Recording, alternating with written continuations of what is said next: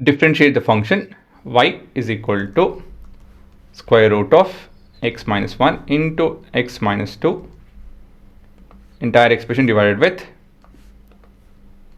x minus 3 into x minus 4 into x minus 5 whole to the power of half. ಇಲ್ಲಿ ನಾವು ಏನು ಮಾಡಬೇಕು, obviously applying log on both ends.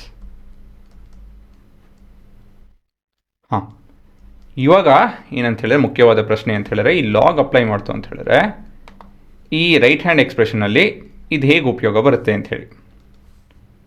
ಸರಿನಾ? ಅದನ್ನು ನೀವು ಅದಕ್ಕೆ ಉತ್ತರ ನೀವು ಕೊಡಬೇಕು. ಇವಾಗ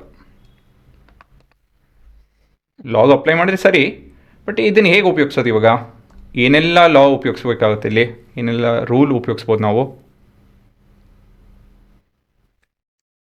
ಮತ್ತೆ ಸತಿ ನೋಡ್ಕೊಳ್ಳಿ ಪ್ರಶ್ನೆನಾ. ಏನೆಲ್ಲ ಅಪ್ಲೈ ಮಾಡೋದು ಯೋಚನೆ ಮಾಡಿ. ಹೌದು, ಪ್ರಾಡಕ್ಟು, ಕೋಶಂಟು, ಪವರು ಇವೆಲ್ಲ ಉಪಯೋಗಿಸ್ಬೋದು.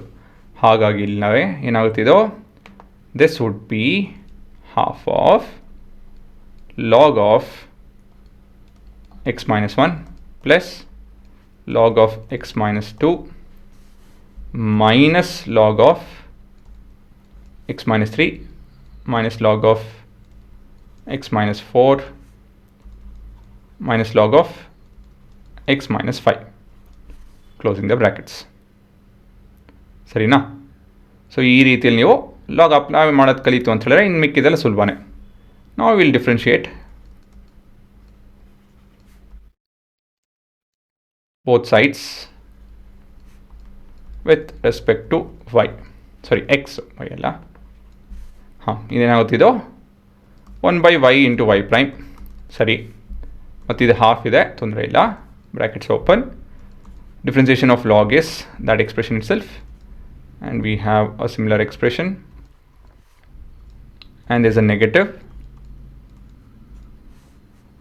ಮತ್ತಿದು 1 by x minus 4 ಈ ಥರ ಹೋಗ್ಕೊಂಡು ಹೋಯ್ತು ಅಂತ ಹೇಳಿದ್ರೆ ಪ್ರತಿಯೊಂದು ಅದೇ ರೂಲು, ನೆಗೆಟಿವ್ ಪಾಸಿಟಿವ್ ಏನು ಬೇಕಾದ್ರೂ ಆಗಿರ್ಬೋದು. Log of anything is the differentiation of that is 1 by that particular expression ಅಷ್ಟೇ, ಇನ್ನೇನಿಲ್ಲ. ಇಷ್ಟೇ, ಇದ್ರ ಮೇಲೆ ನೀವು ಇನ್ನೇನು ಸಾಲ್ವ್ ಮಾಡೋಕ್ಕೆ ಹೋಯ್ತು ಅಂತ ಹೇಳಿದ್ರೆ ದಡ್ತನ ಅದು ಅಷ್ಟೇ. ಆಯಿತಾ? ಕೊನೆಯದಾಗಿ ನಾನು y ಪ್ರೈಮ್ ಇಲ್ಲಿ ಬರೀತೀನಿ. y prime is equal to, ಇಲ್ಲಿ ನೋಡಿ, ಇಲ್ಲಿ y ಕಡೆ ಹೋಗುತ್ತೆ, y by 2. y ಅಂತ ಹೇಳಿದ್ರೆ ಏನೋ, y ಅಂತ ಹೇಳಿದ್ರೆ ಈ expression.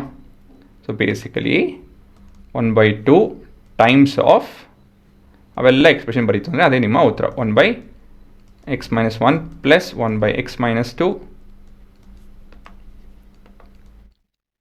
minus 1 by x minus 3 minus 1 by x minus 4 minus 1 by x minus 5.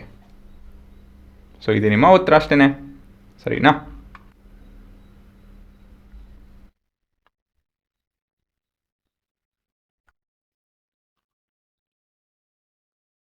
ಮತ್ತೊಂದು, ಈ ಎಕ್ಸ್ಪ್ರೆಷನ್ ಸಾಲ್ವ್ ಮಾಡಬೇಕಾ? ಬೇಡ, ಇದನ್ನು ಸಿಂಪ್ಲಿಫೈ ಮಾಡೋದಕ್ಕೆ ಹೋಗಬೇಡಿ. ಪ್ರಾಕ್ಟಿಕಲ್ ಅಲ್ಲ ಅವೆಲ್ಲ, ಅದು ಮಾಡ್ಕೊಂಡು ಕೂತ್ಕೊಂತು ಅಂತ ಹೇಳಿದ್ರೆ ಟೈಮ್ ವೇಸ್ಟ್ ಆಗುತ್ತೆ.